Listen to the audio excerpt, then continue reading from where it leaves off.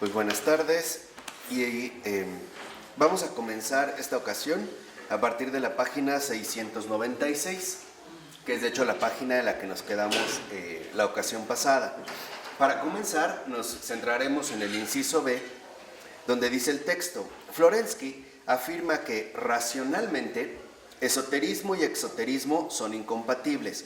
No se pueden conciliar más que en la vida cristiana más misteriosa, y no por medio de fórmulas racionales ni por medio de esquemas lógicos. O sea, se está refiriendo, digamos, a esta realidad tanto interna como externa, en este caso en particular del cristianismo.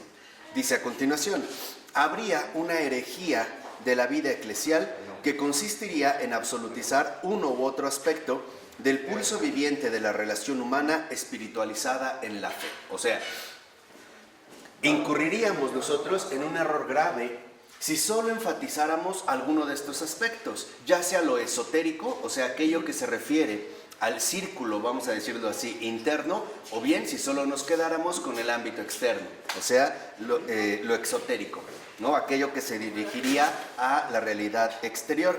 Dice a continuación: en concreto, reducidos al plano meramente racional y natural, la fraternidad, que nosotros ya venimos insistiendo en ello, se convertiría en un amor abstracto hacia toda la humanidad.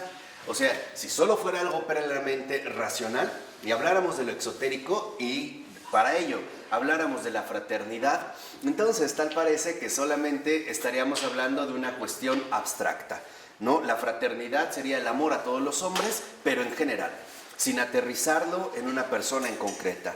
Y dice: y la filantropía, mientras que en la amistad aislada a la vida cristiana se reduciría a la dimensión de un grupúsculo esotérico encerrado en sí mismo. O sea, aquí, digamos, los peligros a los que podemos incurrir son dos. Primero, el hecho de reducir la fraternidad a una cuestión meramente abstracta, es decir, racional, ¿no? Proclamar un amor a los hombres sin amar en concreto a una persona. Y otra, creer que entonces la amistad, esta filantropía, únicamente se tendría que quedar reducida a un grupo de conocidos o a un grupo, digamos, en este sentido, cerrado.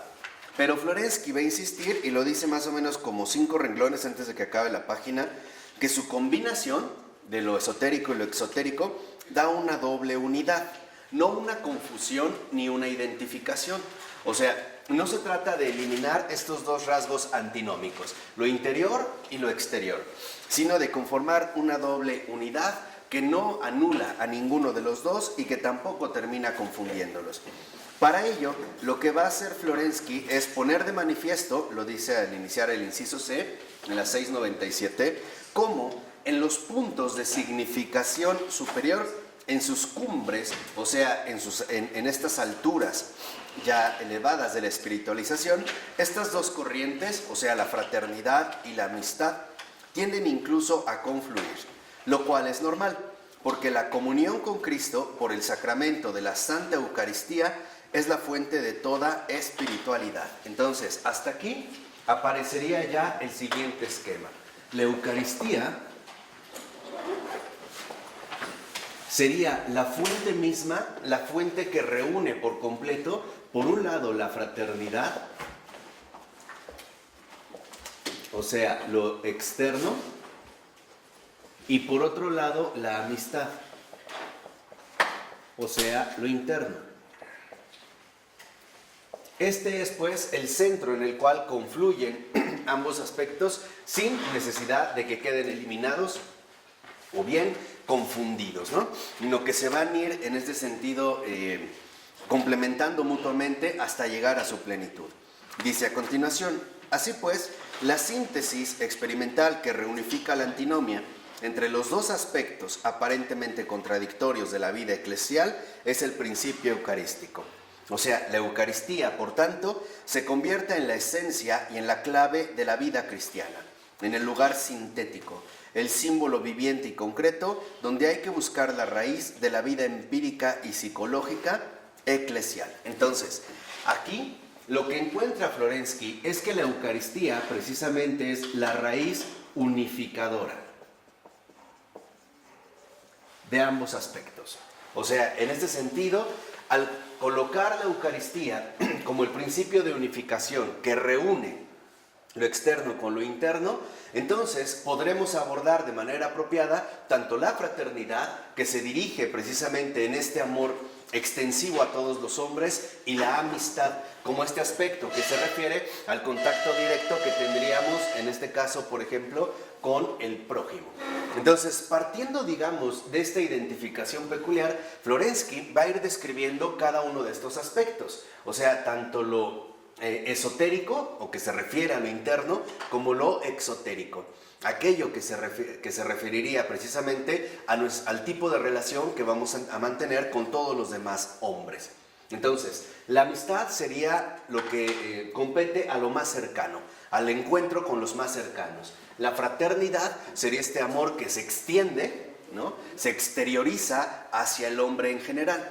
Entonces, a partir de estos dos principios, Florensky va a ir detallando, por un lado, los aspectos principales que definen la fraternidad y, por otro lado, los aspectos principales que definen la amistad. Pero lo que va finalmente a considerar Florensky es que la Eucaristía, como raíz unificadora, es justo el centro que permite entender la dimensión tanto interna como externa de la vida cristiana.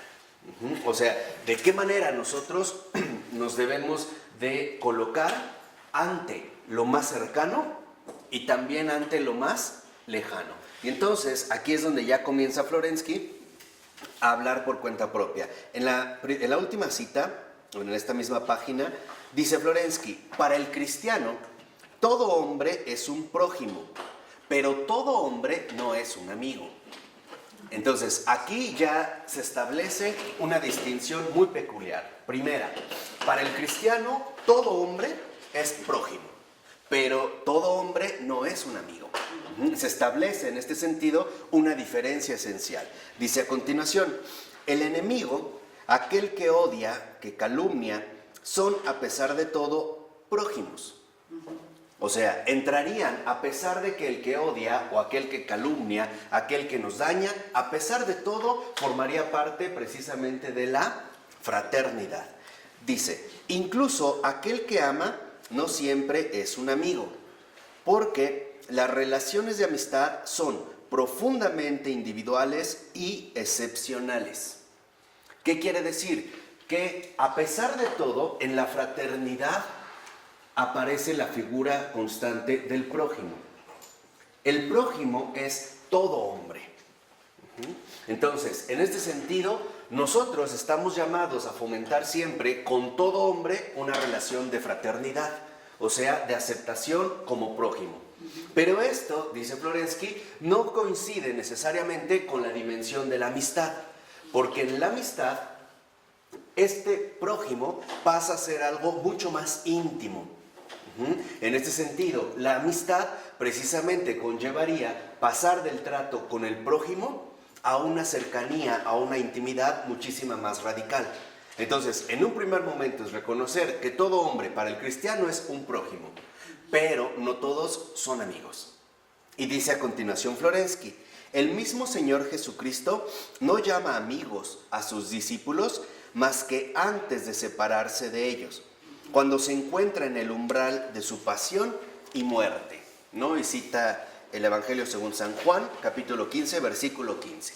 Por consiguiente, la existencia de hermanos, todo lo amados que se quiera, no suprime, sin embargo, la necesidad del amigo, ni viceversa. Al contrario, la presencia de hermanos hace aún más viva la exigencia de un amigo, mientras que la existencia de un amigo incluye la necesidad de los hermanos. O sea, la amistad ya no aparece únicamente como una mención al prójimo, sino que ya aparece literalmente como una exigencia radical. Ahora, iremos describiendo precisamente los puntos centrales que definen esta amistad, porque no es al menos algo que tenga que ver con nuestro modo habitual de definir la amistad. Por ejemplo, aprecio por alguien, por varias situaciones o por varias razones, o bien una cierta simpatía psicológica e incluso una cierta vinculación afectiva. Lo primero que habría que entender es que de la fraternidad también hay un ámbito que llamamos amistad. Pero la amistad, en este caso, se manifiesta como una exigencia radical. Ya no es este amor extensivo a todos los hombres como se da en la fraternidad. O sea, el reconocimiento de cualquier hombre como un prójimo nuestro.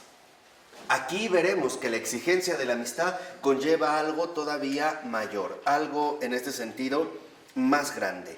En los 3 últimos renglones de la siguiente cita de esta página, dice Florensky: en la economía general de la Iglesia, donde las personas son las 3 medidas de harina y la Iglesia es la mujer, filia es la levadura, mientras que ágape es la sal de las relaciones humanas, que les impide corromperse. Entonces, lo primero que tenemos aquí es que en esta fraternidad, precisamente ante el prójimo, hay filia. Pero aquí, en esta exigencia radical, lo que se manifiesta precisamente es ágape, como una exigencia cristiana, que es precisamente, ¿no?, algo, ya una puntualización de lo que estuvimos viendo en la clase anterior. Dice a continuación: sin filia, o sea, sin fraternidad, la pasta no sube. No hay creación por parte de la humanidad eclesial. ¿Por qué? Porque entonces no reconoceríamos en los demás esta realidad de prójimos. Dice: no habría movimiento hacia adelante, no estaría presente el ardor de la vida. Ahora, sin ágape no hay incorruptibilidad, recogimiento, pureza, integridad. No se dan puntos de apoyo ni reglas. No estaría presente la armonía de la vida. Entonces, lo primero que nosotros vemos es que en el caso de la filia, en la fraternidad, lo que se manifiesta es un ardor. Ya más adelante hablaremos del ser. Pero este ardor no es más que el fuego del corazón humano que se abre al reconocimiento de cualquier persona como prójimo. O sea, finalmente a asumir la fraternidad como un ardor de amor por todo hombre. Pero en el caso del ágape ya no solo hay un ardor, sino que, como dice Florensky aquí, lo que hay es incorruptibilidad, pureza, integridad, o sea, la armonía de la vida. Entonces, lo que aquí encontramos es integridad, lo cual supone que este ardor ha alcanzado precisamente una dimensión mucho más profunda de la que se puede sostener en el caso de la fraternidad. Entonces, mientras, por así decirlo, mientras la fraternidad es esta postura cristiana de apertura y de acogimiento de todos los hombres, en la amistad está el compromiso concreto con una persona, lo cual involucra mayores desafíos. No es lo mismo, por ejemplo, decir que amo a los hombres en concreto que amar a una persona en particular. La situación a la que esto nos conduce es completamente diferente. Hay personas que pueden decir: sí, pues yo amo a los hombres, pero en realidad no es capaz de amar a uno en concreto. Y este es el punto central. O sea, solamente se queda escudado en la fraternidad y no da el paso sustancial a la amistad, que sería, en este caso, esta exigencia radical. Por eso va a decir a continuación el texto: como síntesis eucarística de fraternidad y de amistad, de ágape y de filia, la misma vida cristiana es pues eminentemente antinómica. O sea, finalmente en la propia Eucaristía confluyen estos dos polos opuestos. Estos dos polos que en términos racionales nosotros no podríamos lograr conjugar de manera adecuada.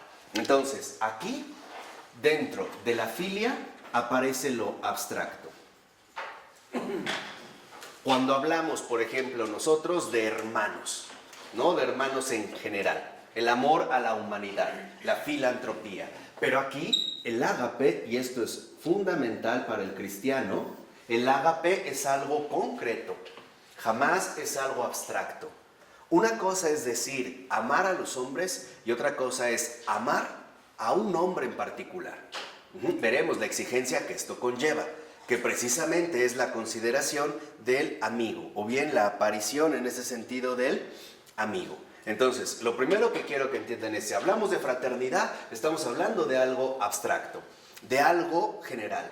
En cambio, si hablamos de amistad, estamos hablando de algo concreto, de algo que nos va a invitar finalmente a asumir las propias exigencias del amor. ¿Vale? Ahí vamos bien. Entonces, dice al iniciar el inciso A, en general, la amistad se convierte en la experiencia trascendente que ilumina y atraviesa el lado empírico de la vida. O sea, esta exigencia radical, ágape, como algo concreto, es más, podríamos decir, tan concreto que es encarnado y que nos lleva a la integridad, nos permite finalmente superar la mera situación empírica. ¿Por qué? Porque esto concreto nos va a manifestar precisamente las exigencias del espíritu.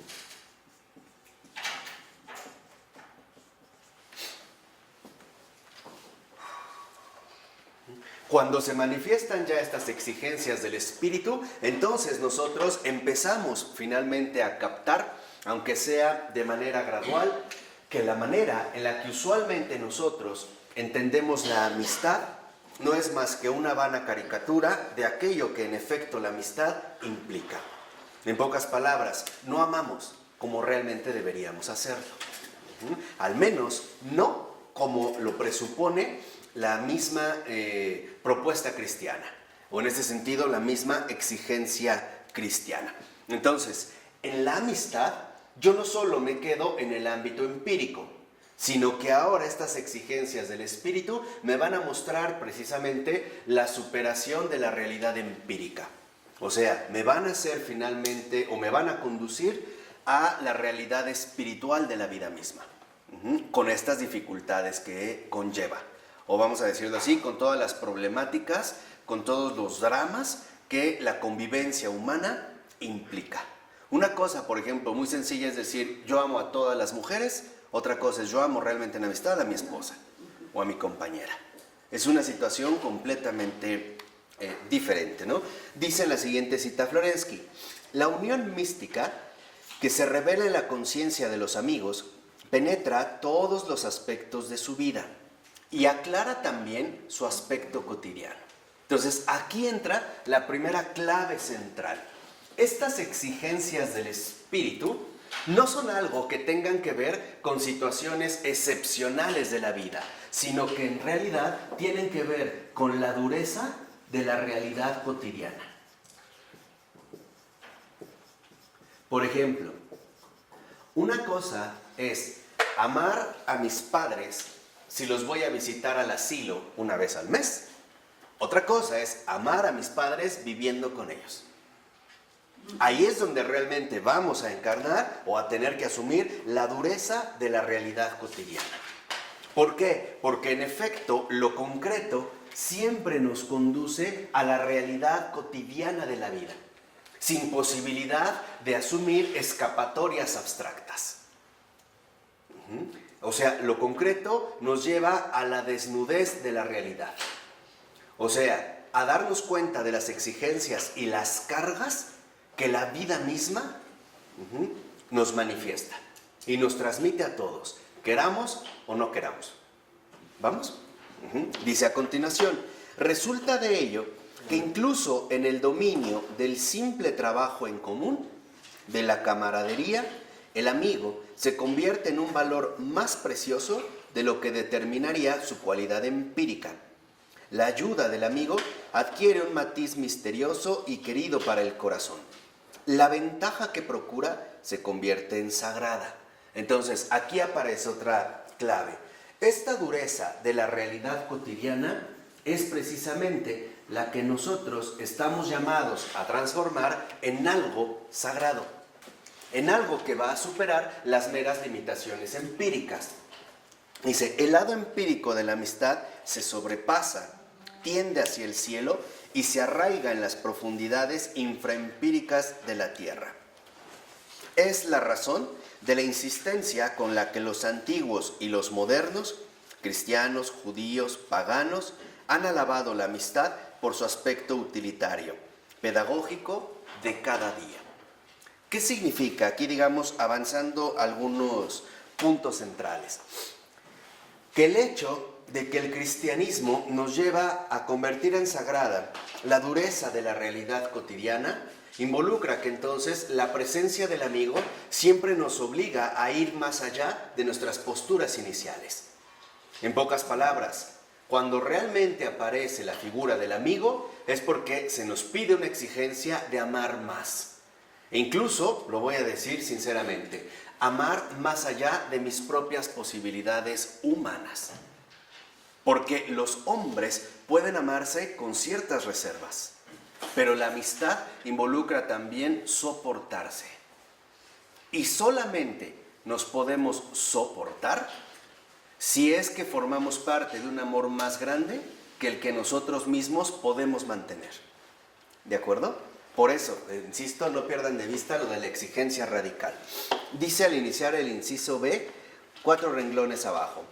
Si en la sociedad pagana la molécula era, señala Florensky, la familia, o sea, ahora resulta que la manifestación del amor se va a limitar a la familia porque es el ámbito más cercano que tengo, es de hecho con el que más convivencia mantengo, etcétera, etcétera, etcétera. En la nueva, o sea, en la cristiana, que ha elevado espiritualmente el eros a la filia, la célula es la diada, o sea, el par de amigos. Entonces, ya no se trata de que nosotros únicamente en términos cristianos tratemos de concentrar nuestra amistad al ámbito cerrado de la familia. Por ejemplo, los que únicamente reservan su afecto a sus propios familiares. Aquí no. Aquí, en esta dureza de la realidad cotidiana, se nos invita a sobrepasar nuestras propias limitaciones empíricas, es decir, humanas. ¿Por qué? Porque la verdad es que por muchos motivos sería bastante sencillo amar a la familia. Tendríamos bastantes razones. Pero amar a un amigo significa que hay lazos más profundos, espirituales, o que espiritualmente se pueden entender y que sobrepasan las propias limitaciones de nuestra realidad humana. En pocas palabras, para la sociedad antigua, para los paganos, el núcleo se da de esta manifestación de filia, o sea, de amistad, se va a dar precisamente en la familia. Entonces, uno cuida a su familia, uno se compromete por su familia, uno ama a su familia. Pero con la aparición del cristianismo, ahora la dirección de la filia, de la amistad, ya no se dirige a la familia, se dirige al amigo. Ahorita lo único que quiero que entiendan es cómo aquí hay un cambio radical. ¿Por qué? Porque amar al amigo involucra superar mis propias preferencias. Involucra aceptar la realidad humana tal y como es. E incluso sufrir las propias debilidades del amigo. En ese sentido del que tengo enfrente. Porque a veces es muy fácil decir que yo ayudo a fulano porque es de mi familia. Pero ¿qué pasa con el desconocido? ¿Qué es lo que hoy mucha gente manifiesta, no? Pues ni es de mi familia, a mí que me interesa, a mí que me importa.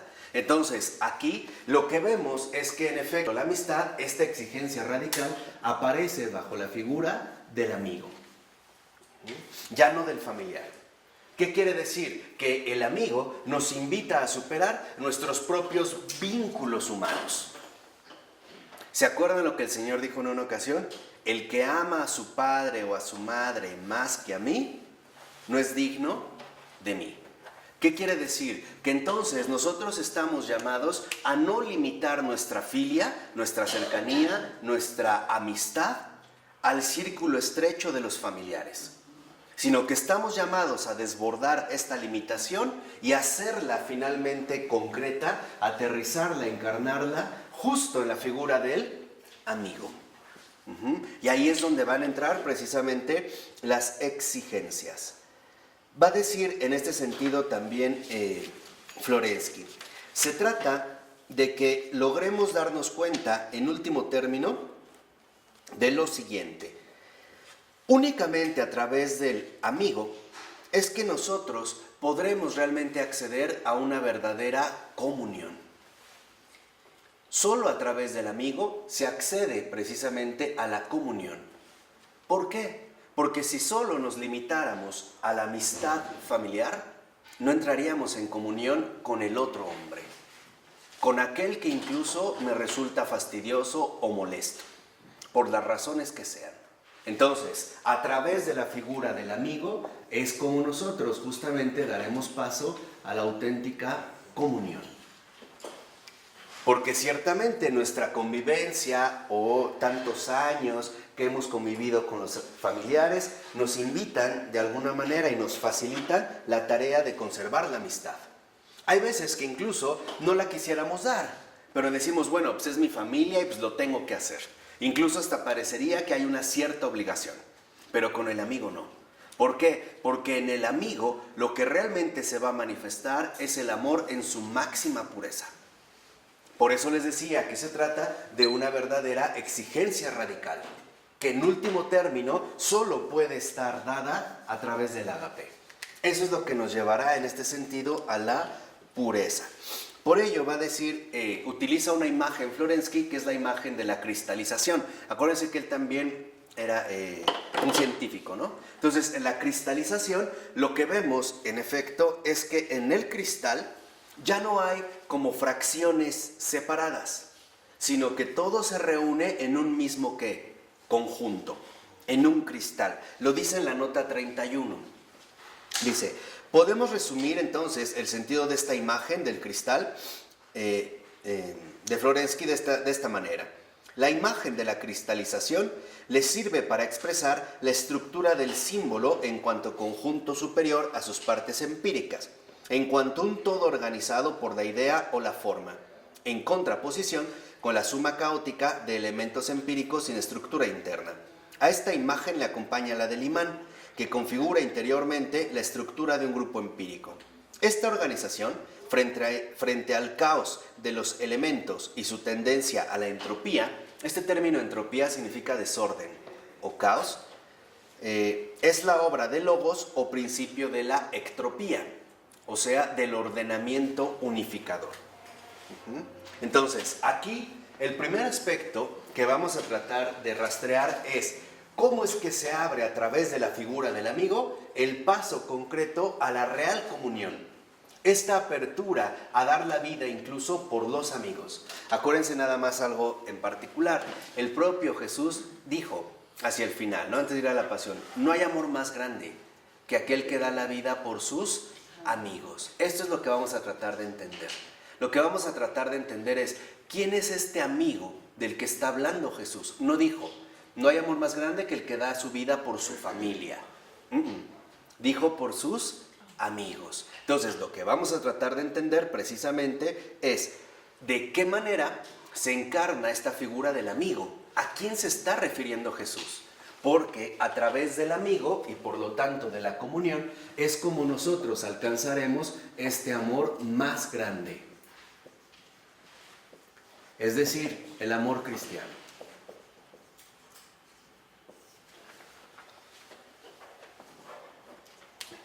Quedémonos pues, como les dije, con esta frase del propio Jesús. No hay amor más grande que el que da la vida por sus amigos.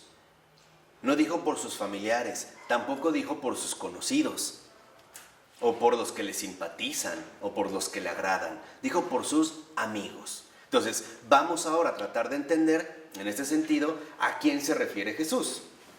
¿Qué está entendiendo Jesús por la palabra amigo? ¿Vamos? Entonces, para hacerlo, lo primero que tenemos que darnos cuenta es que en esta comunión sobresalen dos cosas. La primacía de la persona y la primacía de la comunión. O sea, finalmente lo que habíamos visto, ¿no? Al principio. En la comunión, dentro de esta antinomia que estamos nosotros ahorita describiendo, se dan, digamos, dos aspectos fundamentales y es una conjunción. Una, la primacía de la persona, o sea, hacia aquel en concreto que mi amistad se dirige. Pero al mismo tiempo, la primacía de la comunión. O sea, lo que podríamos decir es más o menos lo siguiente. No por sentir una cercanía mayor a una persona, yo voy a descuidar la comunidad. Ese es el primer paso, porque las dos son importantes. No se trata de eliminar alguno de los aspectos. Por ejemplo, a lo mejor para aterrizarlo un poquito más. Esto a veces se suele dar cuando los matrimonios tienen varios hijos. A veces la madre, por atender más a un hijo, descuida a su comunidad, a los demás hijos, al marido, etc. Esto es un error.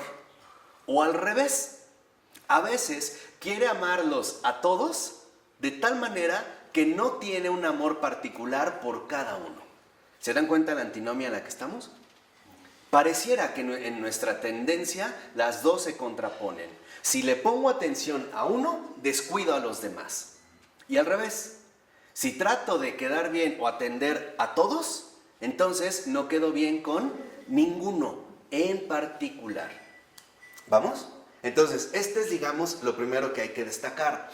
Y no se trata de que en la comunión precisamente eliminemos alguno de los aspectos, sino que los exaltemos a los dos. Por un lado, lo personal y por otro lado, lo comunitario.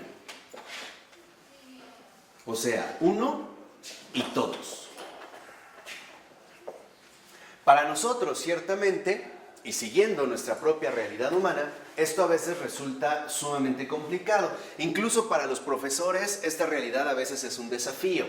Porque si un muchacho, por ejemplo, tiene un lento aprendizaje y el profesor trata de concentrarse en este alumno, descuida a todos. Y entonces los demás empiezan a reír, empiezan a hablar, se empiezan a distraer. Pero ocurre lo contrario. Si sigue hablando para todos, pero no le pone la atención necesaria a este alumno en particular también se va a ver sumamente perjudicado.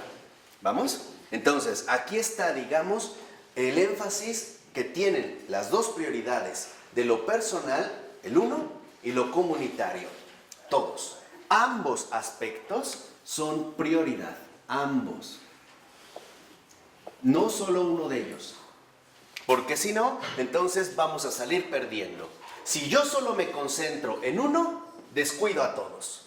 Y al revés, si yo me concentro en todos, voy a fallar con uno o con unos. Entonces, hasta aquí, ¿va quedando claro la antinomia en la que estamos? Entonces, dice Florensky, 3 renglones, ahí mismo a continuación.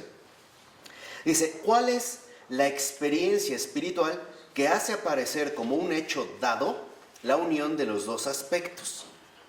¿Cuál es? Lo primero que se pregunta Florensky. ¿Cuál es nuestra experiencia espiritual? Y dice, ciertamente la misma vida eclesial. Entonces, estamos llamados a desarrollar dentro de esta prioridad, esta comunión, justamente como vida eclesial, que no corresponde con nuestros propios criterios humanos. Porque nosotros tendemos a tomar postura por un lado o por otro. A veces nos concentramos en uno, damos un trato personal, pero eso nos lleva, por ejemplo, a descuidar a todos los demás. Imagina una reunión. Hay una comunidad, pero tú, porque conoces a una persona o tienes una cierta simpatía por una persona, solo te dedicas a hablar con esa persona y no hablas con los demás. Ese es un descuido. Pero al revés, si quisieras hablar con todos, tampoco podrías hablar con uno en particular. Entonces, aquí justamente a lo que nos dirigimos es al aspecto central de la vida eclesial. ¿Por qué? Lo dice Florensky 3 renglones antes de que acabe este párrafo. Dice, la vida espiritual de la persona es inseparable de su comunión previa con otros, pero la comunión misma es incomprensible fuera de una vida espiritual ya existente. En pocas palabras, nosotros podríamos decir, esta vida eclesial nos lleva a reconocer que antes de nuestra preferencia personal por alguien, ya hay previo una comunidad establecida. Pero al revés, esta comunidad establecida, en efecto, nos conduce a tomar cercanía con alguien en particular, a entablar un tipo, en este sentido, de relación personal. Entonces, aquí lo que aparece es una auténtica diada. De hecho, podríamos decir que lo que vamos a descubrir en la amistad es que cuando realmente reconocemos al amigo en uno, es en este amigo en uno, nosotros extendemos esta filia a todos. que de hecho tiene que ver también con la propia realidad cristiana. Acuérdense, uno es el Redentor. Y por ese uno, que es Cristo, todos hemos sido ¿qué? Salvados, ¿no? Entonces, aquí lo que vamos a ver es, en efecto, cómo es que se da esta dinámica en particular. Dice al iniciar el inciso C: la estructura cristalizada de la diada o del par de amigos se convierte en el núcleo de la misión eclesial. Y aquí es donde entra este aspecto central. El amigo, la amistad, es en efecto misión eclesial. Es misión. No es preferencia, ¿eh? Porque hoy en día, por ejemplo, hasta esta cultura extraña en la que vivimos, insiste muchas veces: no, yo soy muy selectivo con mis amigos. Conocidos tengo muchos, amigos pocos. Y nos empezamos a volver extremadamente selectivos, ¿no? Cuida tus amistades. Esta amistad te conviene, esta amistad no te conviene, etcétera, etcétera, etcétera. Entonces, lo primero que debemos de entender es que, de acuerdo con lo dicho, la amistad es misión. Y es misión eclesial. No es una mera preferencia subjetiva, es una misión. Y vamos a entender incluso la radicalidad que el cumplimiento de esta misión conlleva. Dice a continuación: es justo misión eclesial porque es el núcleo de la iglesia bajo su aspecto místico, que como pone de manifiesto el texto de Mateo capítulo 18 versículo 20.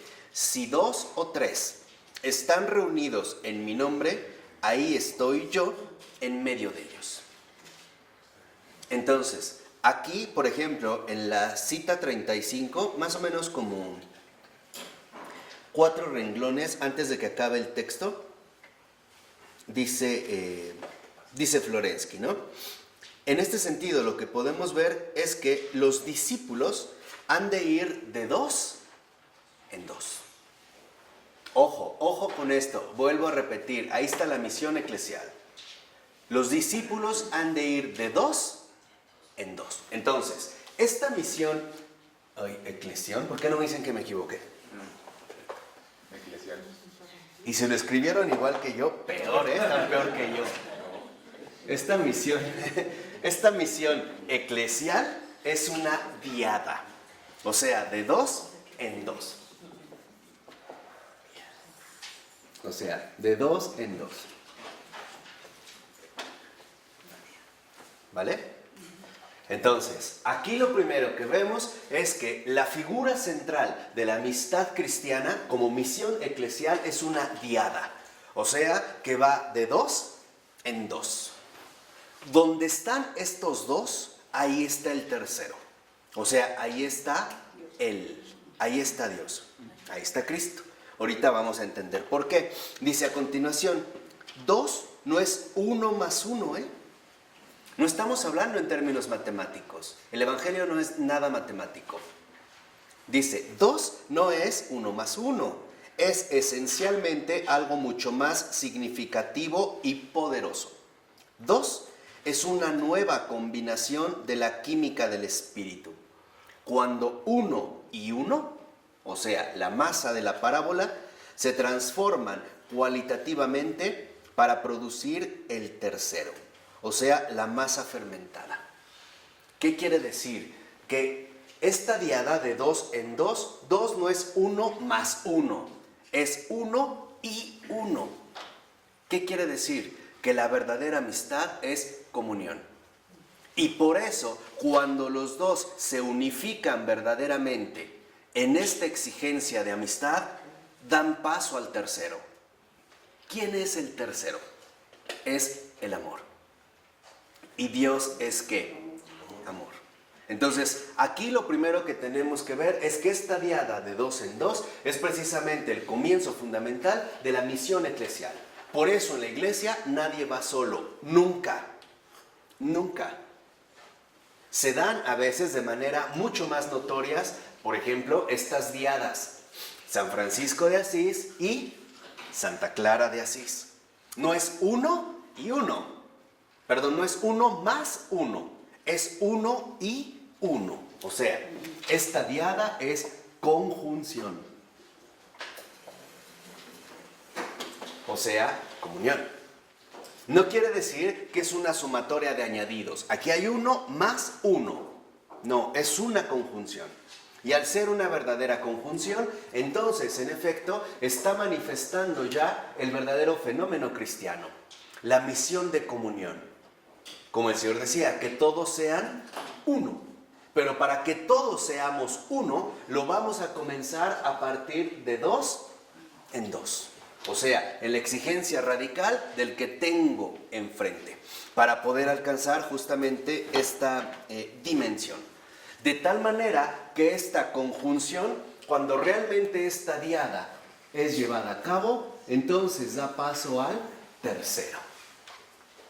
No es más que ponerse a disposición del amor mismo, del surgimiento del amor. Y para ello hay que llevar a cabo, en efecto, una verdadera apertura. Ahí es donde se empiezan a perfilar ya los rasgos fundamentales de la amistad, o sea, de la misión eclesial, y cuya exigencia siempre va a ser sobre algo absolutamente concreto. Entonces, ¿quedó claro cómo se pasa en un primer momento de la figura del amigo a la comunión? ¿Y cómo esta comunión es alcanzada solo de dos en dos? Es decir, a partir de una diada que da como resultado la formación o la conformación del tercero. En pocas palabras, la amistad no es más que un símbolo viviente de la realidad trinitaria. Ahí está el Padre y el Hijo, y de los dos, ¿qué brota? El tercero, el Espíritu Santo. Lo mismo como símbolo viviente, es la misma dinámica a la que está llamada precisamente la amistad, ¿no? O sea, es este ardor, como este fuego que tenemos en el corazón al amar a los hombres, pero que no solo se va a quedar en un nivel abstracto, sino que dará paso finalmente a la integridad del ágape al encarnarse literalmente en una realidad concreta. Es este celo. Lo que pasa es que decía que más adelante hablaremos del celo, pero es este celo, ¿no? Este celo por las almas. Entonces, en la 702, a partir del segundo renglón, dice el texto: el conocimiento de los misterios, o más particularmente, el poder de atar y de desatar, es la petición común de dos personas que habrían convenido en todas las cosas sobre la tierra. O sea, en la amistad, en la verdadera amistad, que es justo la exigencia de la misión eclesial cristiana, lo que hay realmente es un común espíritu. La comunión ya no se da al nivel empírico, o sea, según los lazos familiares, según los años que tenemos de conocernos, según la cercanía de nuestras casas, ya no. Aquí estas realidades empíricas han sido básicamente superadas. Aquí es finalmente el estar en común. Eso es lo que da la formación al tercero. De esta diada que es de dos en dos, el tercero es ya algo común. Estar en común. Vivir realmente en común. Vivir en el espíritu. Por eso, cuando realmente se alcanza la amistad, el Señor cumple lo que se pide. Ahí donde haya dos, yo estaré en medio de ellos. ¿Por qué va a cumplir? Porque finalmente están ya entremezclados en un mismo espíritu.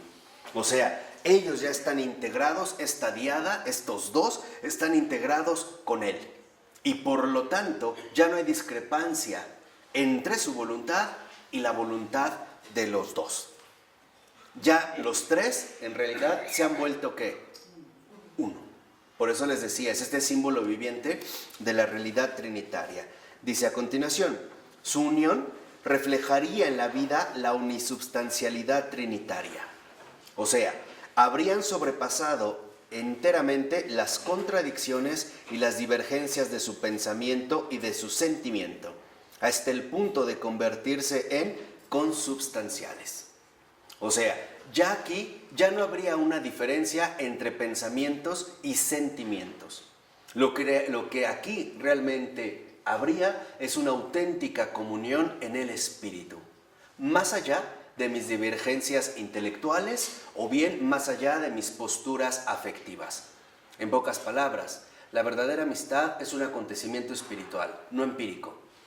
Y se los digo de una vez, la amistad no es una preferencia, La amistad es una exigencia. Uno no está llamado a escoger a sus amigos. Uno está llamado a encontrar en el prójimo a ese amigo. Precisamente, ¿para qué? Para poder entrar en auténtica comunión. Entonces, la amistad sin Dios es falsa. No la hay, ni siquiera es amistad. Sí. No, ni siquiera es amistad. Es una farsa, ¿no? O sea, en realidad no sería más que la cercanía de dos personas que pretenden mantenerse en la línea de la fraternidad. O sea, bajo un trato respetuoso, pero de fondo insustancial.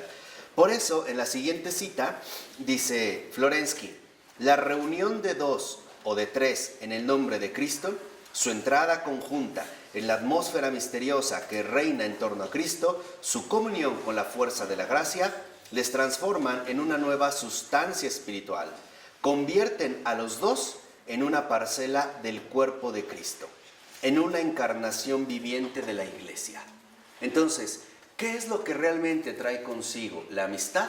El cuerpo de Cristo. Eso es lo común. Entramos a formar parte de lo común, el cuerpo de Cristo.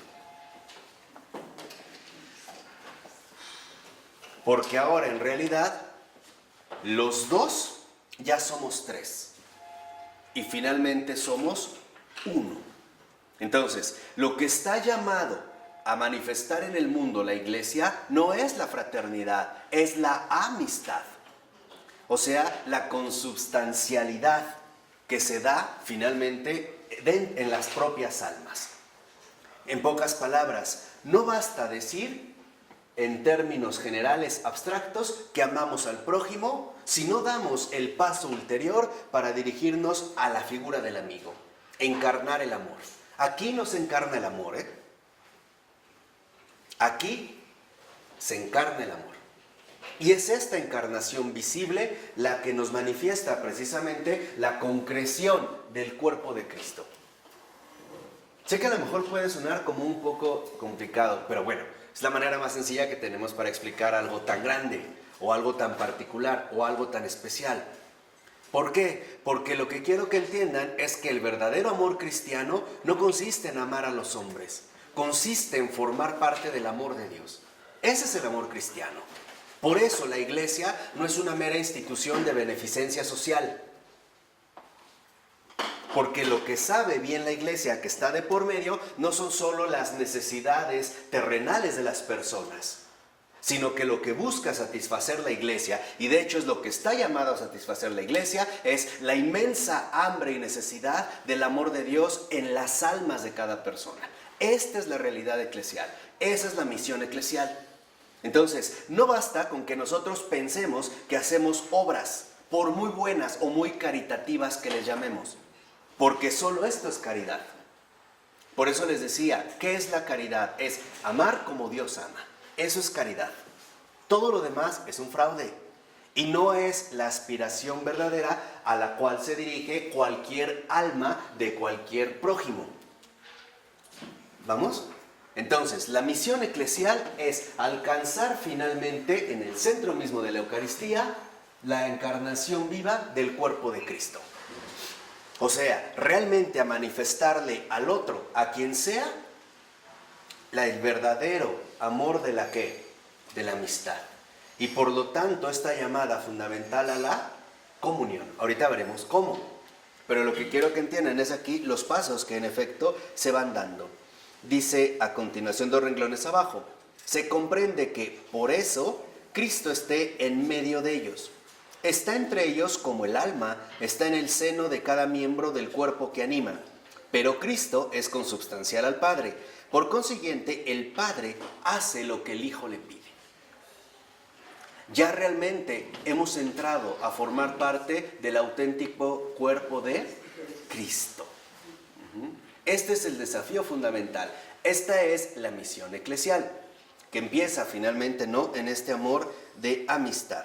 Por eso dice al iniciar el otro párrafo, de este modo, dice Florensky, el poder de atar y desatar tiene como fundamento la sinfonía de dos personas sobre la tierra en toda obra, la victoria conseguida sobre la aceidad, la unanimidad de dos, entendida de una manera no ya relativa y restrictiva, sino perfecta e ilimitada.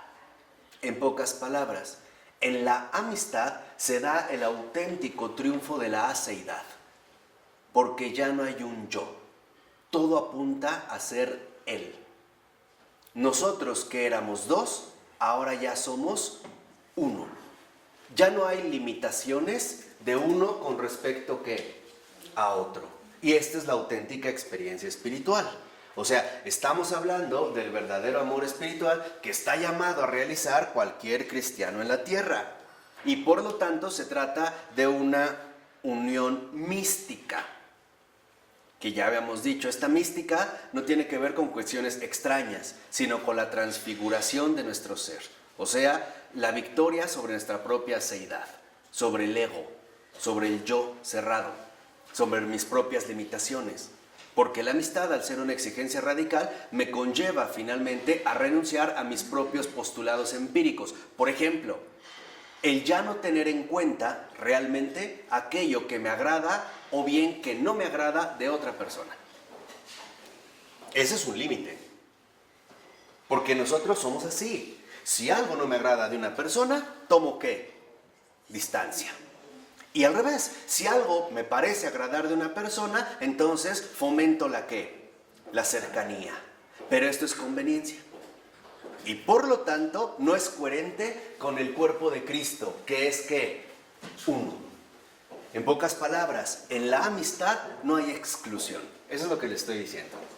Pero en esta unidad mística. Por eso dice, en los dos últimos renglones, dice Florensky, este ideal no es accesible absolutamente, solo es posible llegar a él sobre la tierra.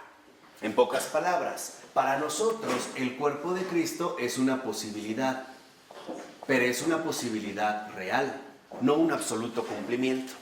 La razón es muy sencilla, porque esto solo se dará hasta el final de los tiempos. Como decía San Pablo, hasta que todos seamos uno y Dios sea todo ¿en qué? En todos. Entonces, acuérdense, lo que aquí ahorita nosotros estamos comentando es la cuestión de la amistad, entendido en su verdadero sentido cristiano, no como mera charlatanería humana o como un mero título para expresar determinadas preferencias. Este es mi amigo, este no es mi amigo, eso no es cristiano. Lo que ven es que en efecto para Florensky esta posibilidad real para nosotros no es un cumplimiento definitivo. O sea, nosotros no podemos alcanzar esta total comunión aquí en la tierra. ¿Por qué? Porque todavía la realización del amor perfecto no está dada. Esto está dada finalmente al final, hasta que Dios sea todo en todos. Pero Florensky ya en efecto detecta que sí se trata de una obra del Espíritu Santo. Esto sí, es como un adelanto. Es como la preparación del terreno para lo que finalmente estamos nosotros dirigidos. Lo dice la 703 al iniciar el último párrafo, bueno, al iniciar a la mitad de la página el párrafo. Dice, solo el Espíritu Santo, la hipóstasis de la realización del amor en la belleza, puede fundamentar y coronar realmente lo que en el ámbito humano es solo una posibilidad. O sea, que en realidad estamos hablando de una situación espiritual. Y por espiritual, ya en términos cristianos, entiéndanlo. Cuando decimos espiritual, no estamos hablando de más allá de los sentidos humanos. Eso no es espiritual. Cuando decimos espiritual en sentido cristiano, estamos hablando de la intervención del Espíritu de la verdad, o sea, del Espíritu Santo. Eso es la verdadera dimensión espiritual.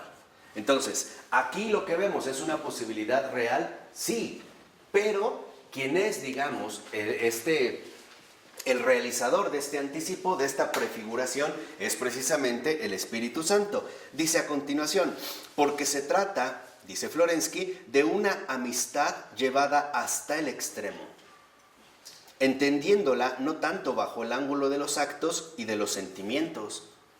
O sea, porque él hizo esto, entonces es mi amigo.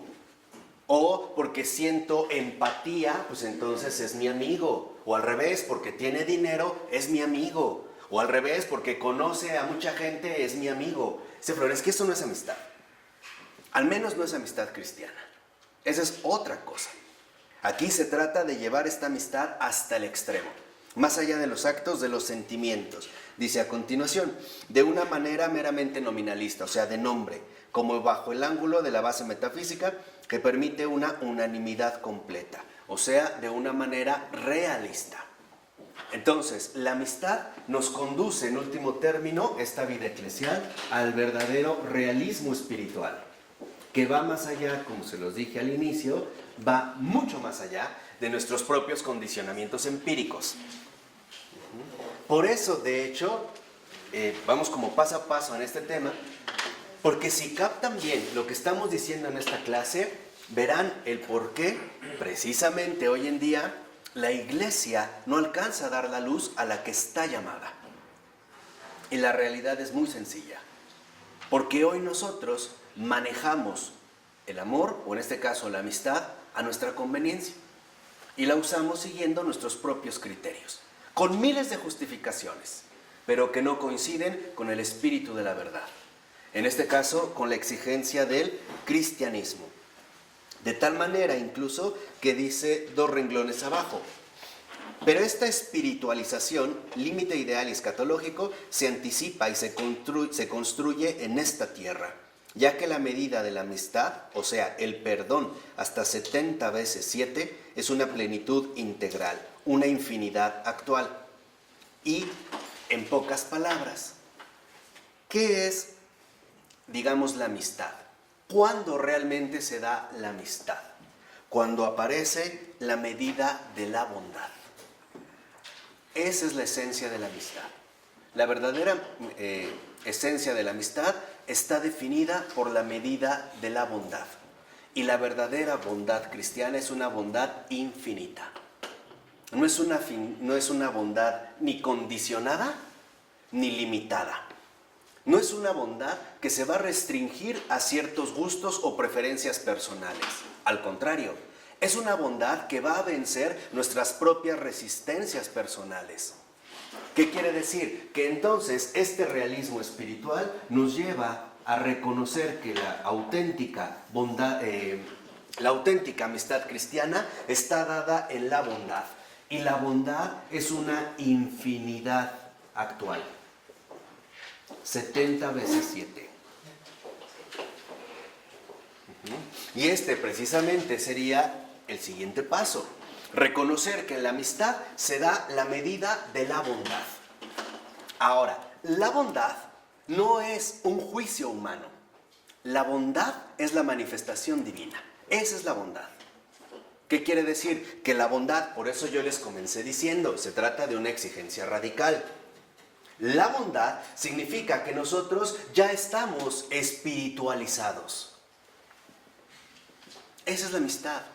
La verdadera amistad es la espiritualización de nuestra limitación empírica. El ingresar a un orden donde ya no hay cálculos, medidas, preferencias, restricciones, etcétera, etcétera, etcétera. Es simplemente ingresar al cuerpo de Cristo, cuya bondad, en efecto, se dirige a una infinidad actual. Es la apertura de nuestra realidad ontológica al ser mismo de Dios. Por eso vuelvo a repetir, acuérdense, lo que hemos venido comentando es lo siguiente.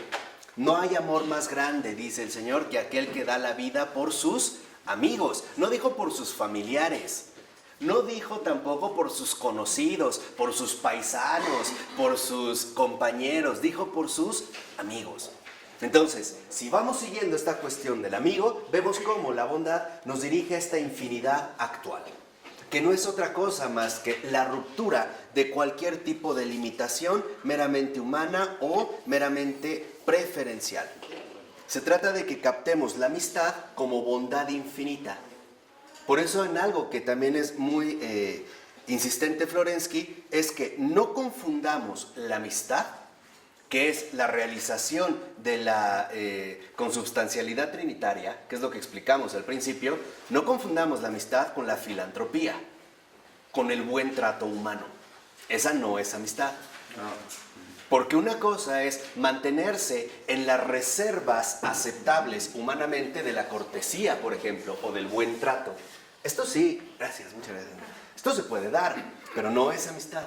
La amistad como bondad infinita, y aquí es donde lo vamos a ver, dice al iniciar en la 704 el inciso A, dice el texto, no se trata de caridad ni de filantropía, o sea, el trato bueno entre los hombres, dice, sino propiamente de amistad, o sea, el carácter ilimitado de la amistad, la medida infinita de la bondad, consiste, y aquí es donde entra la clave, por eso van a ver que en estas buenas relaciones, esta amistad no se da, no es propiamente amistad, dice, consiste en, primera, Le falta la santidad. cargar con las debilidades del amigo, cosa que fuera de la realidad cristiana no se hace. ¿Por qué? Porque fuera de la intervención del Espíritu de la verdad, esta situación es imposible. Cargar con las debilidades del amigo. Nosotros no lo hacemos. En la filantropía, en el buen teatro, en el buen trato, en el trato cortés de los hombres, no lo hacemos. No cargamos con sus debilidades. Cargar con las debilidades del amigo, sin reserva alguna. Sin reserva. O sea, la aceptación radical del peso del otro.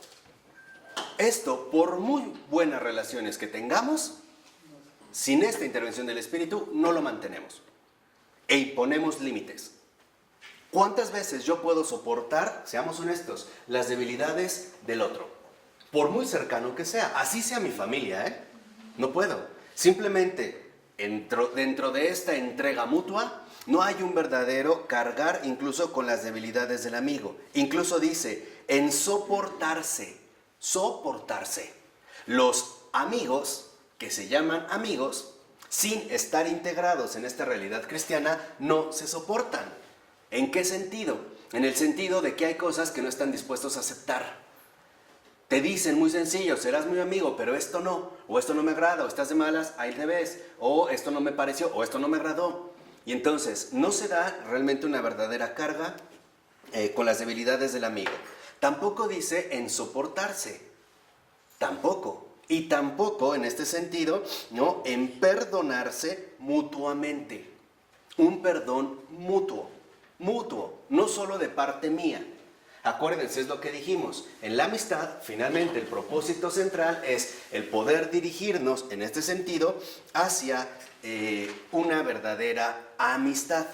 O sea, lo que dijimos hace un momento, hacia una auténtica misión eclesial.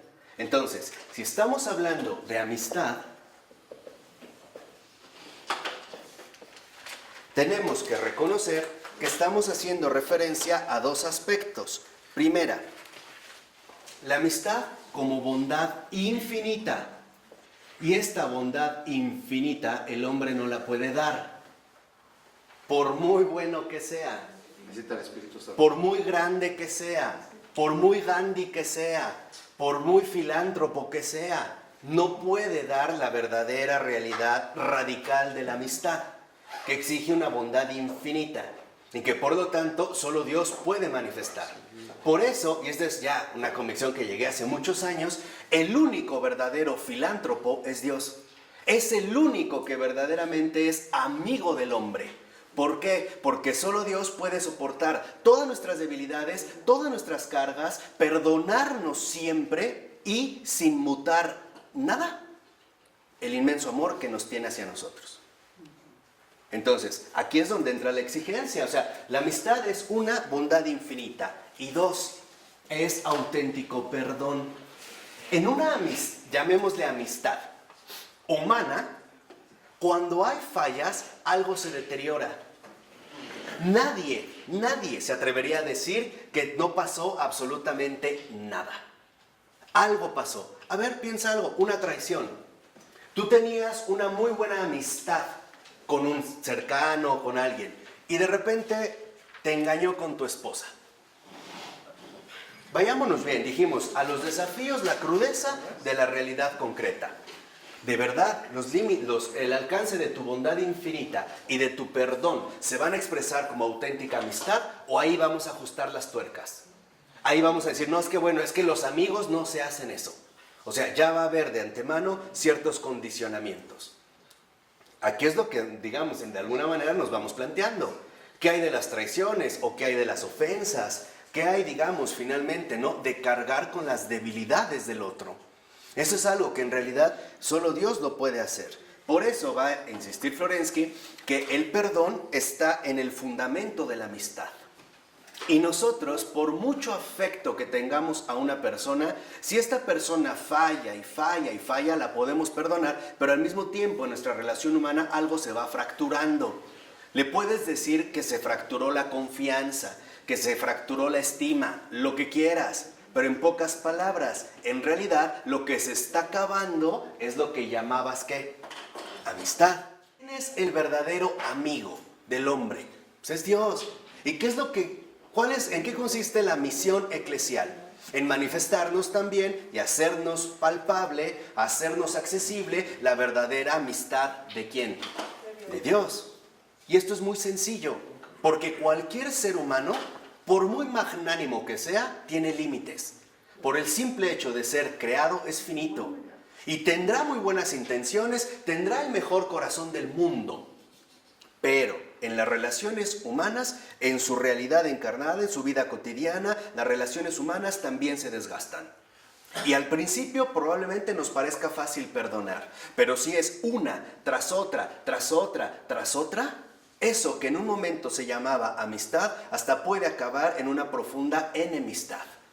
Y entonces mutar, pasar de lo que en un principio era un gran afecto a un profundo odio. Dios no hace eso. Entonces, esta bondad infinita y perdón significa que la amistad conlleva el sentido profundo de lealtad. Y solo Dios es fiel en su amistad. Eso es lo que quería mencionar. Al encontrarse con Cristo, se encuentra con el amigo.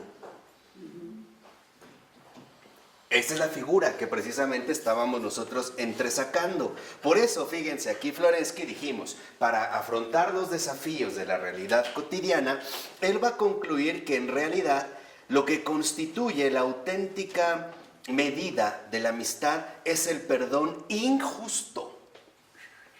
Y aquí es donde entran para nosotros finalmente los escándalos. Locura para unos, escándalo para otros. Lo dice, vean en la 705. Si nosotros seguimos una mentalidad legalista, llegaría a agravar las faltas de los otros. Por ejemplo, alguien cometió un error, pero en mi mentalidad legalista no solo es el error cometido, sino la falta cometida hacia la ley y por lo tanto también, en este sentido, el castigo o la pena que debería de recibir. Dice a continuación, por celo de la gloria de Dios, pero, ojo, sintiéndose uno mismo culpable ante Dios, la mentalidad de la gracia disminuye en la propia conciencia la medida de la culpabilidad de los otros.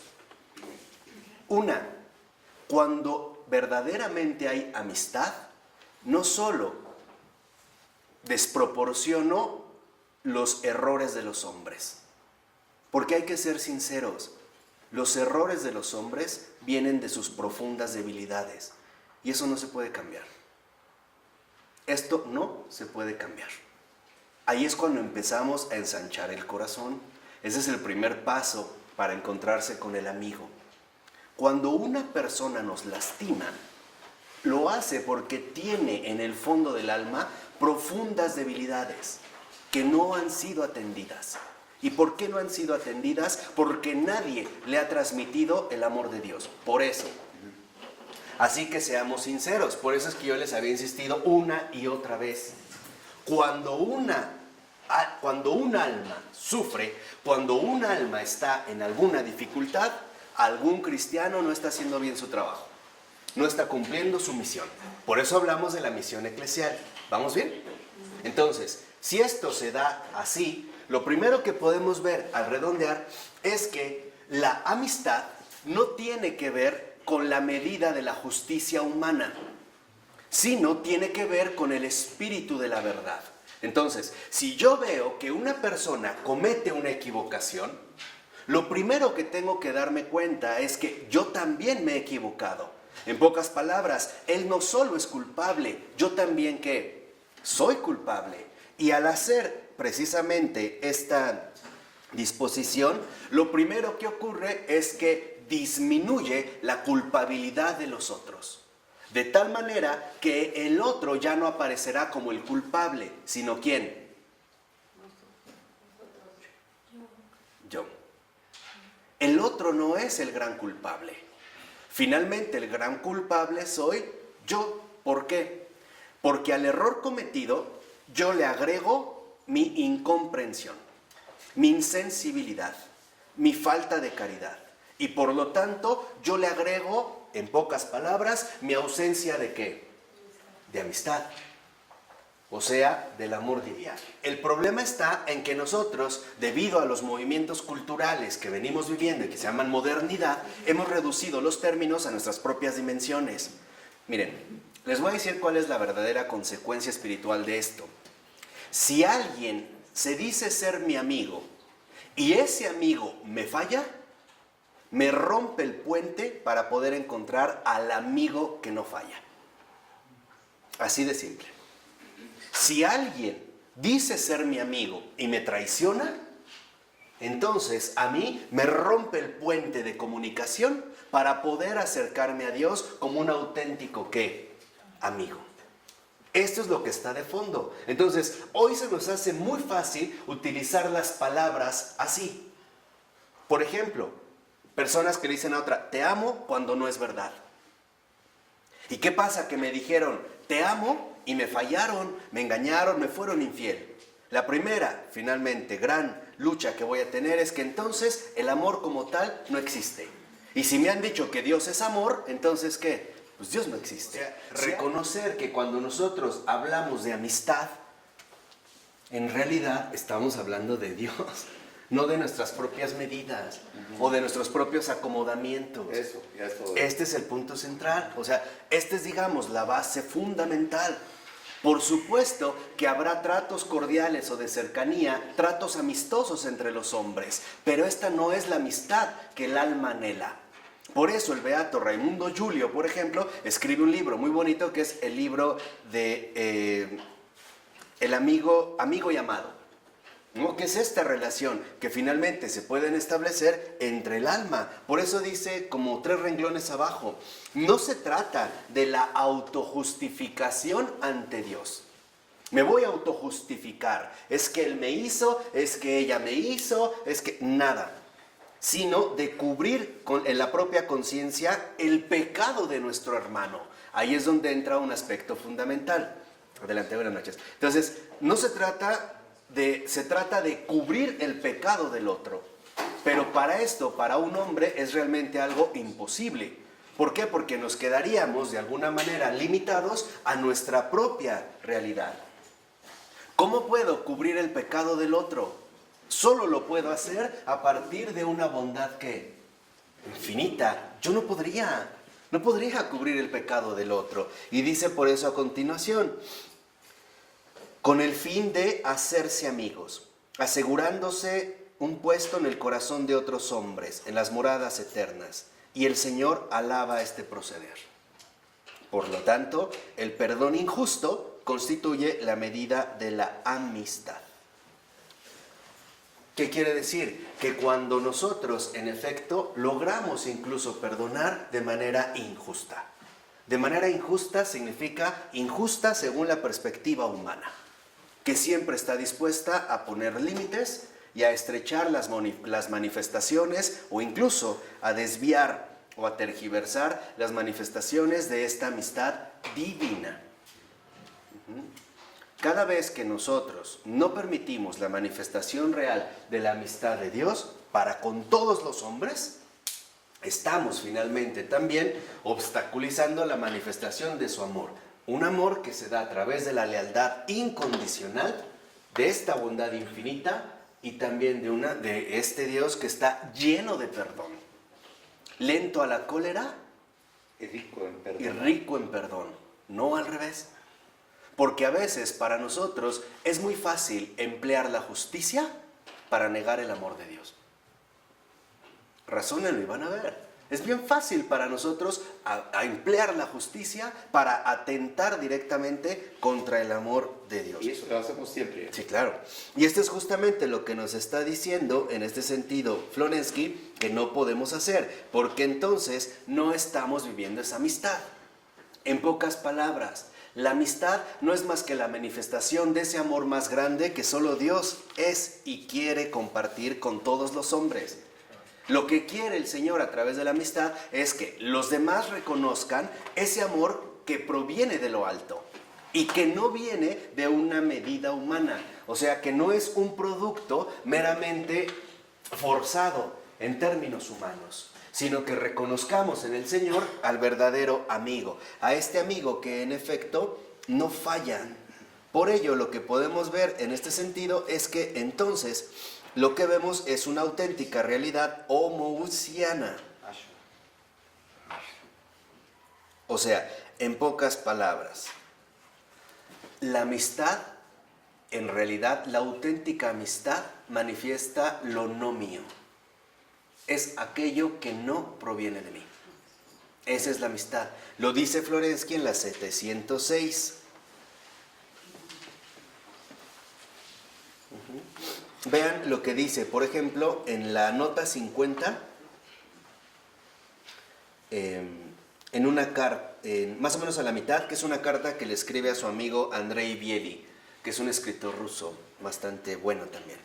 Dice, más o menos a la mitad, el hecho es que lo que se necesita no es un amigo, aunque fuese un genio.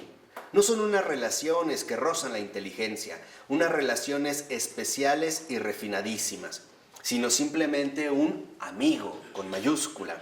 Es decir, aquellas relaciones estrechas y plenamente humanas en las que la persona se entrega a sí misma y no lo suyo, y que requieren de mí a mí mismo y no lo mío.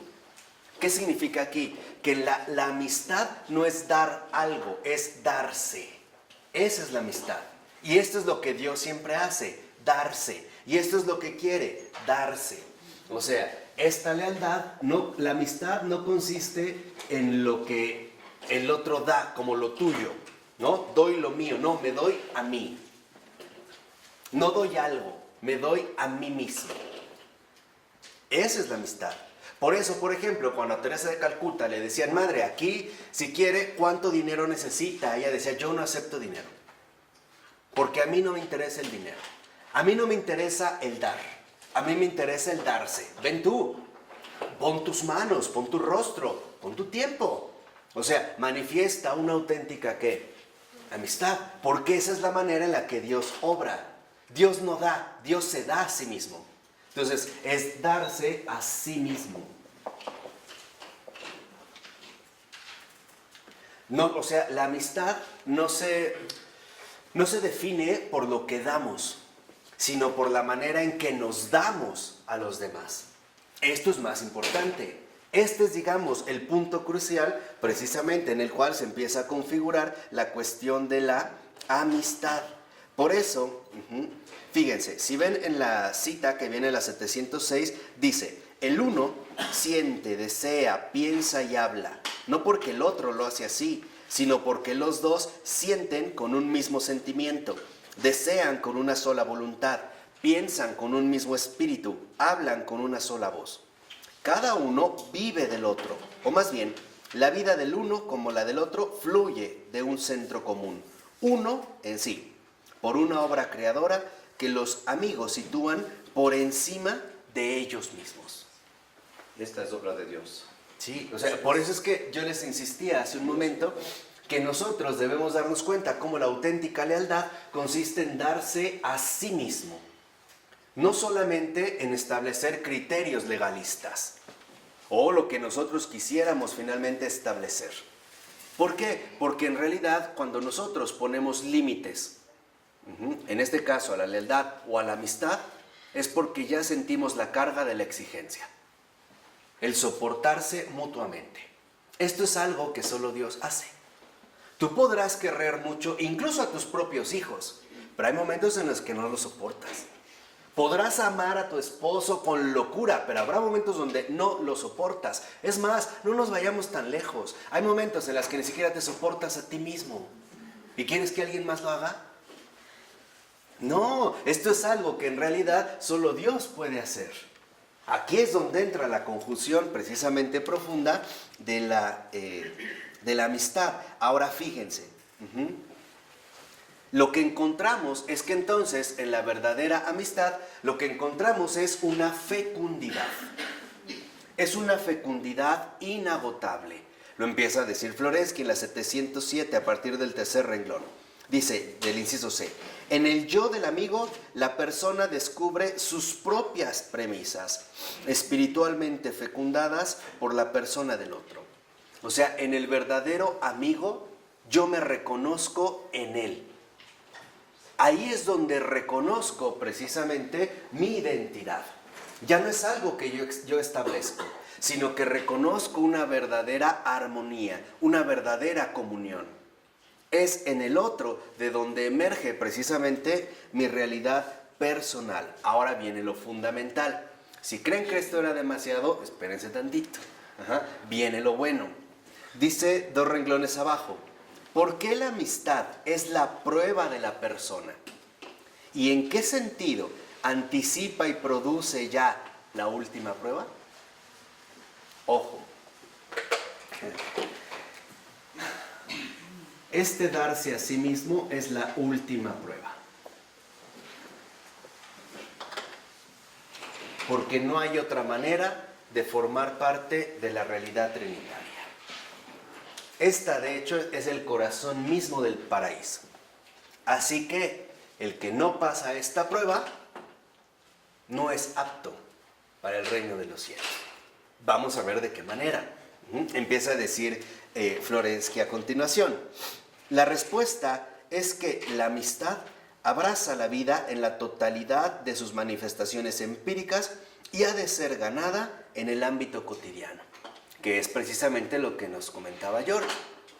Esta amistad, esta última prueba, se dirige a una última prueba no para el más allá, sino para el más acá. Es una prueba que se dará en el ámbito cotidiano. O sea, en el enfrentamiento cotidiano con el otro, con el que me resulta a veces inaguantable o insoportable. Ahí es donde entrará la última prueba, que es precisamente este desafío radical del darse a sí mismo. Fíjense ya lo que dice Florensky. Estos párrafos, bueno, que siguen, que son unas notas de él de un sermón que da, son muy importantes. Dice al principio, el poder y la dificultad de la amistad consisten no en una acción valerosa, momentánea como un fuego artificial, sino en una paciencia cuyo ardor dura toda la vida.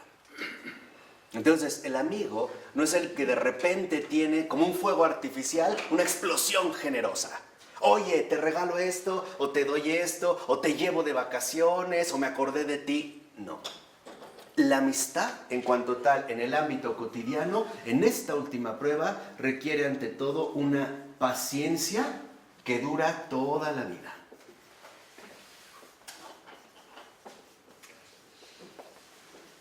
¿Por qué se va a tratar de una paciencia toda la vida? Porque durante toda nuestra vida estaremos en este ámbito cotidiano donde tendremos que soportar las debilidades de los demás.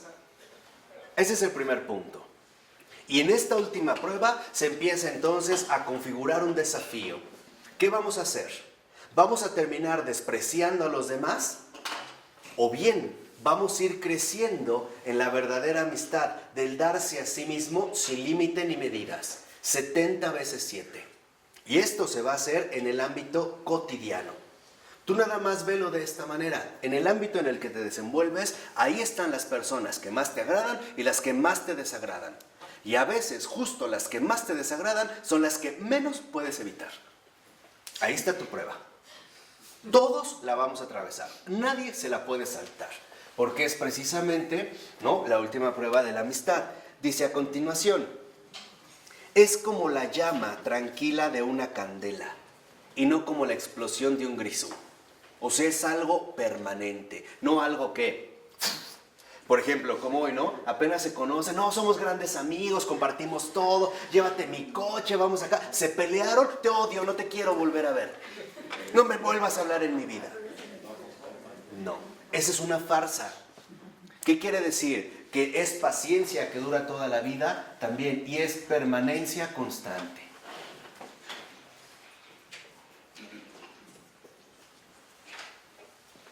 Dice a continuación, el heroísmo es siempre un adorno y no la sustancia de la vida. Entonces, para Florensky queda claro que lo primero que se opone a la amistad es el heroísmo. Aquel que quiere manifestar su amistad a través de desplantes llamativos como un fuego artificial, pero en la vida cotidiana te jode, te fastidia o te maltrata o te desprecia. Para Florensky eso es precisamente lo que hace que el heroísmo. Entonces, en el ámbito cotidiano, esta permanencia constante también nos lleva a la sustancia de la vida. Miren,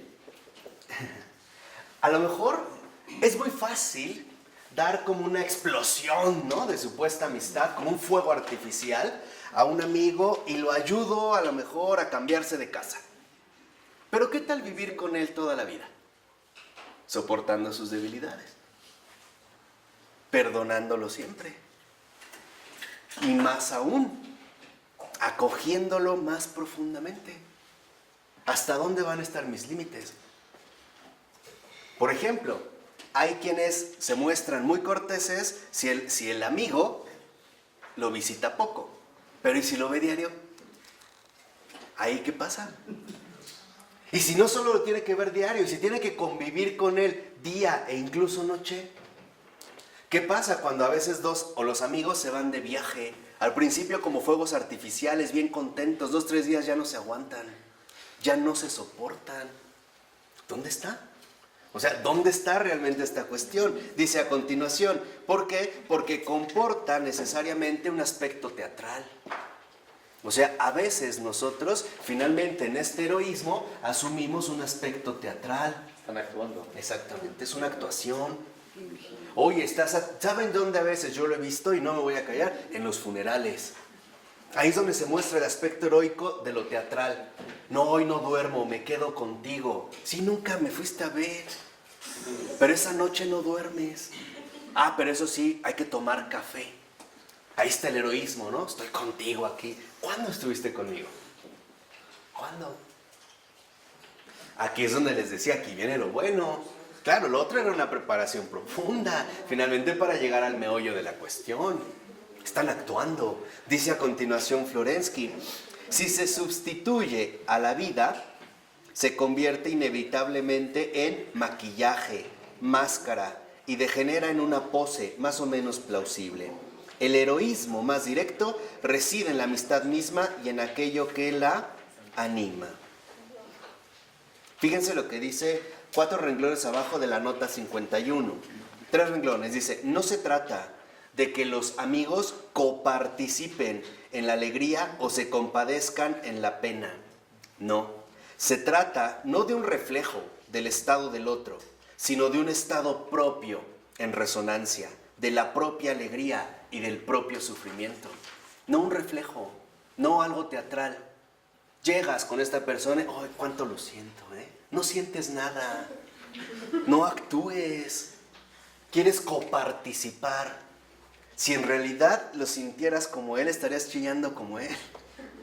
Si no, no, ¿por qué te pones un maquillaje? Son situaciones realmente muy delicadas que nos llevan al núcleo mismo del ámbito, ¿qué? Cotidiano. Entonces, cuando esta amistad viene del heroísmo, se convierte en algo teatral y por lo tanto en una auténtica farsa. Dice Florensky, no se trata de coparticipar, se trata de compartir la misma experiencia, tanto de alegría como de ¿qué? Como de tristeza. Y esto solo se logra a través de una auténtica comunión, que es lo que decíamos, que es precisamente la espiritualización de la amistad. O sea, la manifestación de Dios en esto que incluso nosotros llamamos ¿qué? Amistad. ¿Cuántas veces alguien te puede dar una noticia muy importante para él, lleno de alegría, y tú, está bien? ¿Cuál comunión? ¿Cuál amistad? ¿Cuál? A Cristo abusaron de él, se burlaron de él, le escupieron, lo abofetearon, y él no puso límites. Jamás. Entonces, ahí es donde está el crecimiento como persona. Ahí, justo en esto, ahí está. En el darse cuenta que en esta última prueba, la amistad es la transfiguración de nuestras posibilidades humanas en las posibilidades divinas. En pocas palabras, en la concreción de algo muy sencillo, lo que yo no podría hacer, Dios sí lo puede ¿qué? Hacer. Quizá en Santa Rita de Casia se ve muy bien. Humanamente hablando, Santa Rita de Casia no dejó de ser una tonta. ¿Por qué le aguantó tanto al marido? Que tan mal la trató, por ejemplo. Pero no obstante, Santa Rita de Casia asume el perdón injusto. ¿Por qué? Porque en realidad es muy injusto. ¿En qué sentido es muy injusto? Que desborda nuestros propios criterios humanos. Por eso hay que recordar que los caminos del Señor no son nuestros caminos. Lo acaba de decir en el Evangelio. ¿O qué? ¿O me vas a tener rencor porque soy bueno? Ahí está el punto, ahí está el perdón injusto. O sea, ¿dónde tú vas a querer imponer, digamos, esta limitación profunda para la vivencia adecuada de la amistad?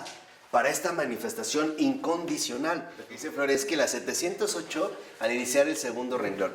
Estos, de verdad, estos párrafos los tienen que meditar toda la semana. Esta es su tarea, ¿eh? Dice, el amor de amistad no consiste en los momentos dispersos de exaltación espiritual. Por ejemplo, oh, qué bien me siento, todos somos muy amigos, nos abrazamos y dense la paz. Y todos, la paz del Señor, te pegan y todos esos momentos de exaltación, estamos bajando del tercer cielo y no sé qué tantas cosas. Dice, en encuentros, impresiones, fiestas de la existencia. Porque eso sí, parece que somos muy amigos cuando se hacen estas fiestas de la existencia. Ahí sí. ¿No? Te sacaste la lotería, hombre, hay que celebrar, vamos a hacer una fiesta de la existencia, ¿no? Te acabas de divorciar, otra fiesta de la existencia, para eso están los cuates, para acompañarte, ¿no? Yo te pongo la botella, bla, bla, bla, bla. Dice, no, dice, está relacionado con toda la realidad de la vida, también con la de todos los días, y exige una atención permanente sobre uno mismo, precisamente en los momentos en los que el héroe se da la fuga. O sea, cuando se nos pasó el humor. ¿Qué hay cuando estamos de mal humor? No queremos hablar ni venir a hablar. ¿Cómo somos cuando estoy enojado? Cuando estoy de malas, cuando estoy harto. Yo hoy vengo de malas. Estoy de malas. ¿Qué pasa ahí? ¿Cómo vamos a reaccionar? ¿No? Hoy estoy de malas. Pero en mi vida diaria tengo que volver a toparme con estos desgraciados que nada más me fastidian la existencia. Si ellos no vivieran, yo sería feliz. Es más, si mi esposa fuera otra, yo sería bueno. Pero es ella la que ha echado a perder mi vida. ¿Qué pasa ahí? ¿Qué pasa cuando el héroe se da la fuga? ¿Qué pasa cuando se nos pasó el buen humor? ¿Qué pasa cuando nos sentimos fastidiados, cansados, hartos, decaídos? ¿Qué pasa ahí? Dice Florensky, el heroísmo no expresa la grandeza esencial de la persona, no hace más que revestirla por un tiempo de heroicidad. O sea, aparte de una farsa, es un disfraz.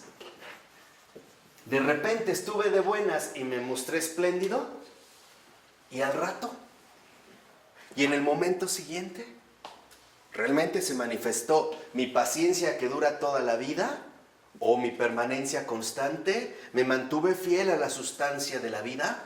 ¿O no fue más que un fuego artificial lleno de teatralidad? A veces, por ejemplo, es muy sencillo decirle a alguien, oye, mi mamá está enferma, yo te acompaño a verla, pero a ver todos los días. A ella no estaría tan fácil, ¿no? Hoy me siento bien, te trato bien, y cuando me siento mal, ¿dónde quedó la amistad? Se perdió, ¿no? Ahí parece que desapareció. Dice a continuación, en un renglón abajo, en la amistad, fíjense, sucede lo contrario. Toda acción exterior del uno le parece insuficiente al otro, porque conociendo el alma del amigo, ve la desproporción entre cualquiera de sus actos y la grandeza interior de su alma. En la amistad, Y nos lo dijo Adrián, para que vean que eso es estar en comunión. Estamos también experimentando la comunión de los santos. Adrián von Speyer nos dijo, el verdadero amigo es aquel que sufre, porque cuando le dio algo a otro, sufre porque en realidad es poco lo que le dio. Le hubiera y le encantaría darle ¿qué? Más. Ese es el sufrimiento de la amistad. Eso es sufrir. Te di esto, pero me duele no haberte podido dar una tela inmensa, grandiosa, espectacular. Dártelo absolutamente ¿qué? Todo. Esa es la amistad. Dice a continuación, ante el héroe, los unos se admiran, los otros pasan indiferentes. Unos se apasionan, otros odian. El amigo nunca es sorprendido por el amigo, y este no le da de lado. Fíjense, no se entusiasma ni odia, simplemente ama. Ahí está la clave. La amistad no es de momentos de entusiasmo, ni tampoco se disuelve con momentos de coraje o de molestia. Simplemente ama. Y para poder vivir este amor, se necesita tener a Dios muy dentro del alma, pero muy dentro, arraigado realmente en el trono que le corresponde, Encarnado. en lo más invisible de nuestro ser, precisamente en el trono de nuestro corazón, donde a Él le encanta reinar, y de hecho le pertenece ese lugar. Entonces fíjense, la amistad no es ni entusiasmo ni molestia, es amor simple. Y aquí está el detalle más difícil, la simpleza. ¿Qué significa la simpleza? Fidelidad. La simpleza es mantenerme siempre en el amor, no dejarme llevar por los arrebatos entusiásticos, ni tampoco dejarme llevar por los momentos complicados. Simplemente mantenerse en la simpleza del amor. ¿Cuál es la simpleza del amor? La fidelidad. Hasta suspiran, ¿verdad? Es decir, realmente ser partícipe de esta lealtad que solo Dios ¿qué? Ofrece. Que solo Dios es capaz de otorgarnos. Por eso dice, para el amor, aquella alma, aquella sola del amigo es infinitamente querida, inapreciable, vale lo que el mundo entero y todas sus tentaciones. ¿Qué quiere decir? Cuando realmente vivimos la amistad, por una sola alma, estaríamos dispuestos a dar la vida. Y más si tuviéramos. Y más todavía. Dice a continuación, la filia conoce al amigo, no por su periferia, no por afuera, por el vestido del heroísmo, sino, fíjense, por su sonrisa, sus palabras dulces, por sus debilidades. Aquí hay 3 signos muy concretos. Se conoce al amigo por su sonrisa, o sea, por los momentos de consolación que hemos podido proporcionarle. Porque nuestro afán es que esa alma esté feliz. Sonrisa. 2, palabras dulces. Y como todo lo que sale de la boca viene del corazón, aquí Florensky nos está diciendo por la labor que hemos logrado o alcanzado en dulcificar el corazón de esta persona. En mantenerlo siempre ¿qué? Sonriente. 2, lleno de palabras dulces, con el corazón dulcificado. Y 3, por sus debilidades. O sea, por el modo en el cual nos hemos mantenido leales a pesar de las debilidades que haya manifestado una y otra ¿qué? Una y otra vez. Dice al iniciar el otro, pueden hacerse discursos y estar mintiendo. Dice a continuación, se puede sufrir teóricamente, incluso morir y dar el pego con la propia retórica. Sí, es que en realidad me duele mucho, estoy sufriendo, híjole, de verdad, moriría por ti. Y no obstante estar mintiendo, dice a continuación Florensky, la prueba cierta de la autenticidad de un alma se encuentra si vive en común, en el amor de amistad. Cada uno puede llevar a cabo un acto heroico, cada uno puede mostrarse interesante. A veces queremos mostrarnos interesantes. Oye, tengo un problema. Si necesitas un riñón, yo te lo doy. Al fin se puede vivir con un pulmón, yo te lo doy. No hay problema. No tienes dónde quedarte, vente a mi casa. ¿Sí? ¿Cuánto tiempo me vas a aguantar? Y cuando empiezas a ver mis debilidades, ¿qué va a ocurrir? ¿Ya te voy a resultar insoportable?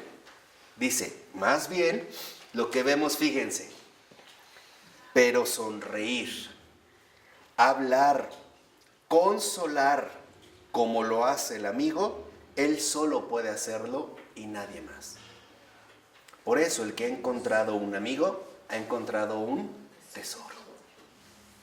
Por eso San Agustín decía, la amistad es el consuelo que Dios nos dio en un mundo tan difícil. Por eso dice a continuación Florensky, sí, nada ni nadie en el mundo compensaría su pérdida. Cuando perdamos a ese amigo, nada ni nadie en el mundo logrará compensar esa pérdida. Entonces, lo que vemos es que esta simpleza del amor, esta fidelidad, es algo insustituible. Que es obra de Dios. Y ahí sentiremos el peso de aquello que nos falta. Dice a continuación, es aquí en la amistad donde la persona comienza a revelarse. De este modo, es precisamente aquí donde comienza el pecado verdadero, el pecado profundo y la santidad verdadera, es decir, profunda. Es posible mentir abundantemente sobre sí mismo en los numerosos volúmenes de las propias obras. O sea, escribo cuánto he hecho de bien, cuánto he dado, cuánto he realizado, cuánto me he desgastado, cuánto, ¿no? Dice, pero es imposible proferir la menor mentira en la comunión de vida con el amigo. Dice Florensky, quitadle a un hombre su heroísmo, quedará tal como es. Quitadle ese heroísmo. Verlo realmente en sus malos ¿qué? Momentos, en sus rachas insoportables. Quitadle este heroísmo, quedará como es. Dice, intentad abstraerlo por el pensamiento de su santidad o su amor profundos, de su vida y su pecado íntimos y secretos, que se transparentan en cada uno de sus gestos, y no quedará nada de él, no habrá ya persona. Es como si se hubiese extraído el hidrógeno del agua. Entonces, aquí digamos, la reflexión fundamental es, ¿realmente estamos participando de esta amistad o no?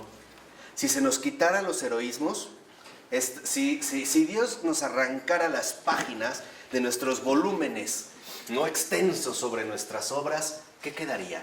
¿Realmente quedaría esta paciencia que dura toda la vida? ¿Realmente quedaría esta permanencia constante? A la sustancia de la vida, la simpleza del amor, por lo tanto esta fidelidad insustituible, o simple y sencillamente, al ir arrancando cada página, también veríamos que el Señor nos está deshojando a cada uno de nosotros, hasta finalmente darnos cuenta que en realidad no había qué, nada. Por eso pidámosle al Señor de corazón que nos conceda su amistad. Él ya la dio. Pidámosle que nos dé la gracia para abrir el corazón y recibir su amistad. Porque cuando recibamos su amistad, entonces podremos ser verdaderamente amigos de todos los hombres, pero en especial de los que tengo más cercanos. Y todavía de manera privilegiada, los que me son insoportables. Y de manera predilecta, los enemigos. En el nombre del Padre, del Hijo y del Espíritu Santo. Amén.